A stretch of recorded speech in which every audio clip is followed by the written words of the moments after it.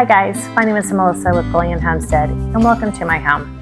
Today I wanted to do a video to discuss with you some of my favorite books that I use here on our little homestead.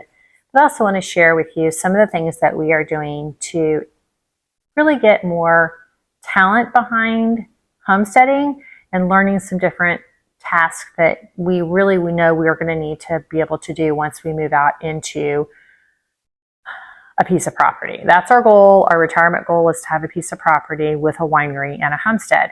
And so right now what we're doing is we are homesteading here on a quarter-acre lot in a neighborhood. And this summer this spring, we'll be sharing with you some of the things that we are doing right here in our yard to be self-sufficient. We have 3 gardens and an herb garden. We're going to be adding 1 or 2 more gardens this year. And we're also going to start a small tea garden in the very back of our lot, and all tastefully done, all approved by our HOA.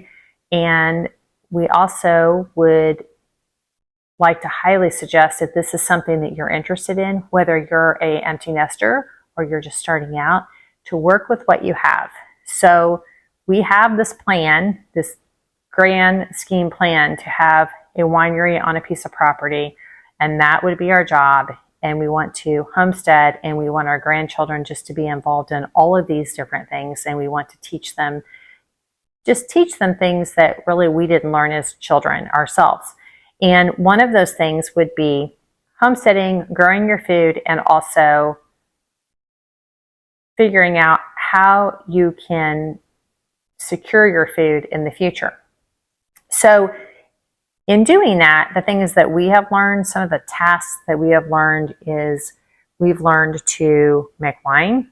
We've learned to make vinegar. We are currently very active with sourdough making. We use yeast and sourdough starter to make breads, and mostly sourdough starter to make breads and pizza crust, pitas, rolls, all those types of things. We know how to make our own taco shells. We are canning, boiling water canning, and we are pressure canning. We know how to dehydrate. We make jams and jellies and barbecue sauce and can our meat. And I mean, the list goes on. Make tomato powders. The list goes on. And one of the things that I was very focused on this winter is trying to learn something new every month. And I have spent a lot of time in the past 2 months working on my sourdough, and I am feeling very comfortable with sourdough, very comfortable with the way that it works, and not stressed about it at all with working a full-time job. So one of the best books that I can tell you that I have found for sourdough, if you're new to sourdough, that is Sarah Owens. She has got this great book on sourdough. And I actually had another one of her books. I don't think it's sitting right here. No, I'm not going to talk about that book today, but I had another one of her books that had just some phenomenal pictures of like breads and pastries and just things that I thought, oh, I'd really, really love to learn to make these things, because we love to entertain in our home, and I'd really like to be able to offer these to our friends and our family that come. And when I started looking at it, most of it started with the base of sourdough. And she had this other book called Sourdough that actually showed you how to make a sourdough starter. So I made my sourdough starter from her book, and she has a very easy way to start your sourdough starter. And the only thing I really needed to go buy to get it going were raisins. And now I have a stash of raisins just in case I need that for any reason. Typically don't have raisins in my home, but I bought some in bulk, so I've got a bunch of raisins just in case we need them. But her sourdough starter is super easy to start and super easy to keep up with. But she has some just phenomenal articles in here. She talks about nuts and seeds, the kinds of grains you should use, the kind of salt you should use. Here's a great recipe on roasted chestnut bread. She has pictures that are just phenomenal with every piece of her book. It's just a really great book. I got this off of Amazon. These are not, I'm not getting paid for any of these things. I just wanted to share with you some of my favorite books. And this is a book that I go back to over and over again, because she has a lot of information on how to keep your sourdough starter going, especially when you're first starting out, if you are creating your own sourdough. And I didn't get a starter from anybody else. I created my sourdough based on her principles in this book.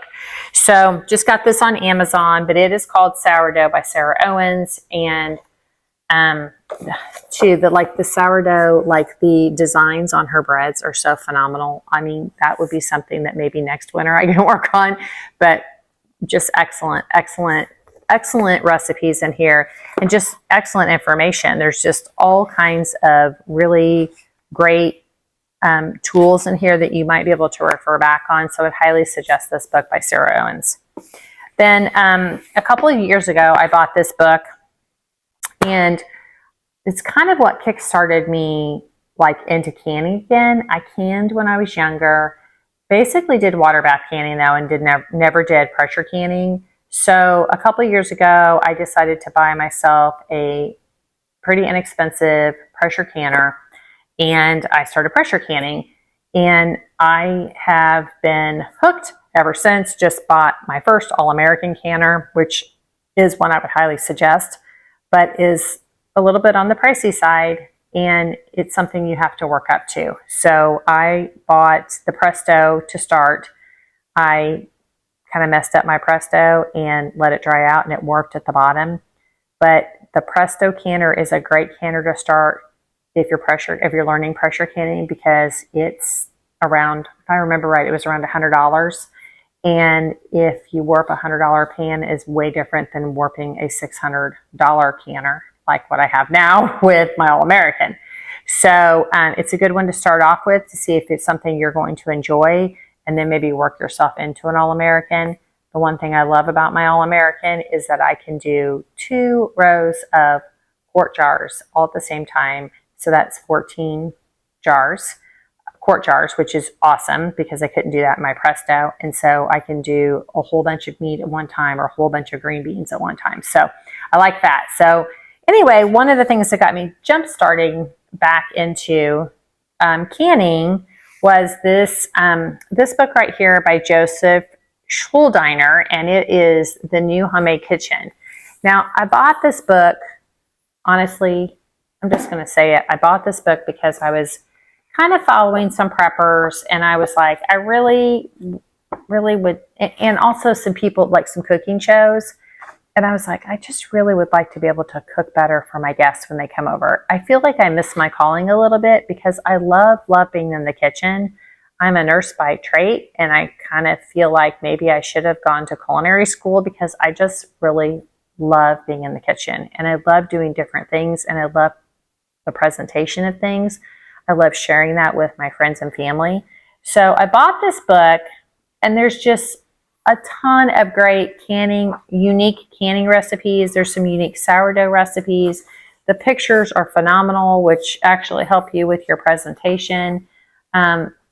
There's recipes in here or ways on how to grind your meat fresh if you want to do that, how to make butter, how to make what to use, what you can use your cream from your cow. I mean, all these things that are great things to have at your fingertips. Because if in fact we would lose power or lose our internet, like if there was a storm and I was bored out of my mind and wanted to do stuff, I wouldn't have the internet to get that information from anyway. And so it's really nice to have this book. So this is a great book. I love this book. I've got some notes in here because I have, I've used this book quite a bit, but it also has some pickling recipes in here and some just real unique canning recipes you might not find in the ball canning recipe book. So it's a great resource to have as well. And also got this one off Amazon. And of course, it looks phenomenal sitting in your farmhouse home. So I love it. It's one of my other favorites. And then the other one I'm going to show you, which I haven't used a whole lot, but my goal is to spend more time with this book this year because it is a book just on tomatoes. It is how to select and grow the best varieties of tomatoes of all time. It's called Epic Tomatoes. It is by Craig Lehowler, and it talks about all the different types of tomatoes there are: yellow, pink, red. if they're paste tomatoes, if they're slicing tomatoes, if they're cherry tomatoes. There's all kinds of information on how to actually grow and preserve your potatoes in here. It's mostly about gardening and about pests and that kind of thing, which I last year had a decent tomato harvest, but my year before was fantastic. So this year I am increasing. I had 4 tomato plants last year. I'm increasing my tomato plants to 6 this year so that I can can more and make more salsa for my man, because he loves my salsa. And I had a few issues with my tomato plants last year, so my goal this year is to spend more time in this book so I get the best tomato harvest as possible. Another one that I got off Amazon that's a great find as well. So I will link these books in the description from the Amazon, so you guys have that information. I hope you've enjoyed this little talk. This is just some of the favorite things that I have and that I use in my home, and we hope you're staying warm out there, and we hope that you are just spending time with the ones that you love. And in this cold time of year, it just seems like it's really cold this year all over. Everybody's got a cold snap. So we hope you're enjoying your day and your week, and if you could like and subscribe to help this channel grow, we would really appreciate you. Thank you. Bye.